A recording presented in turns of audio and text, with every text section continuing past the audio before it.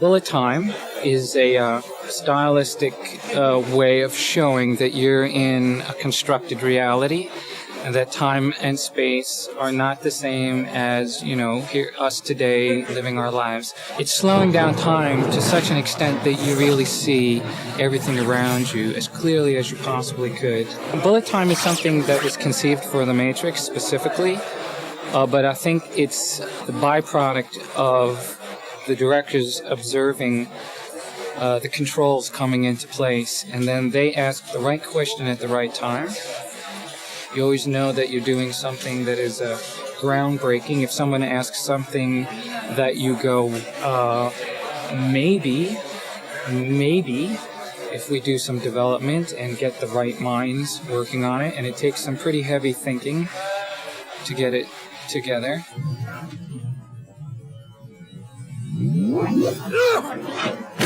Everything begins with a simulation. All the computer simulation information is the basis of a timing sequence.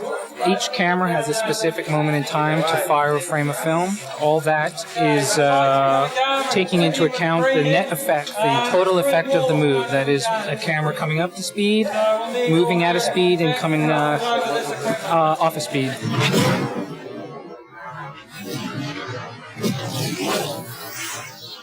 In this particular rig, there are 120 cameras and 2 motion picture cameras set up. The rig that we've made can be configured into any shape that you want. The shapes are basically what we compose in our simulations. It can do S-curves, it can do arcs, it can do spirals, it can do anything you want. It's an erector set. The heights of the cameras, where they're pointing at, also from the same simulation. In the middle of that box right there is a motion control laser pointing system that takes an animation file and creates a point on the surface of that cube that tells us where to point the camera. The 2 motion picture cameras are going to be, in this particular shot, running. That's running at 150. That one's running at 120. There are other bullet times where the end camera is a photosonics camera, so we'll be running that at 360.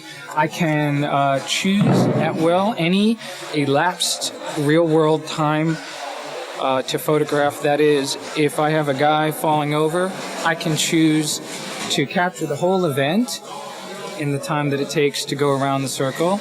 I could choose to capture only a very brief moment, and that is how we determine what frame rate the cameras eventually wind up.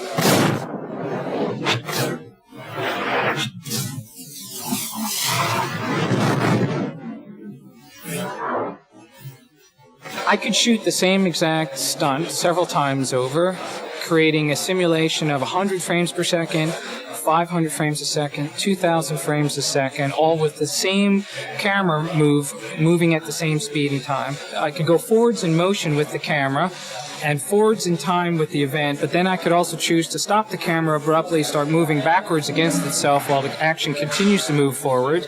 I can shoot the move coming from both sides at the same time, crisscrossing over and ending.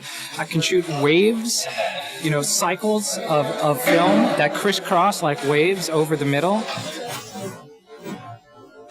There is a very heavy digital heft to this capture.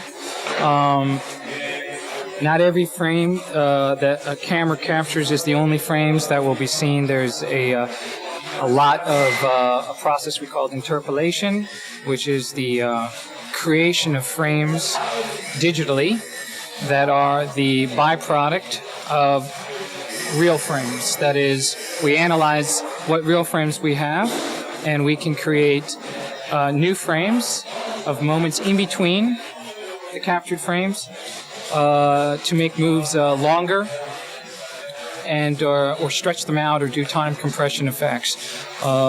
There's a lot of work going on in the art form of interpolation, and it needs to be said because it's not what you see is what you get. It's all baby steps towards something much larger that won't be really commonplace for a few years, but there are people around the world that sort of scratching their heads about a new way to photograph things.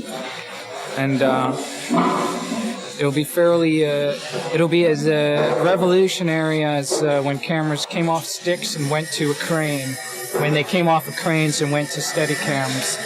We're talking about cameras that are now broken from the subject matter, that are virtual. So that's the next phase. That's what computers have introduced into cinematography.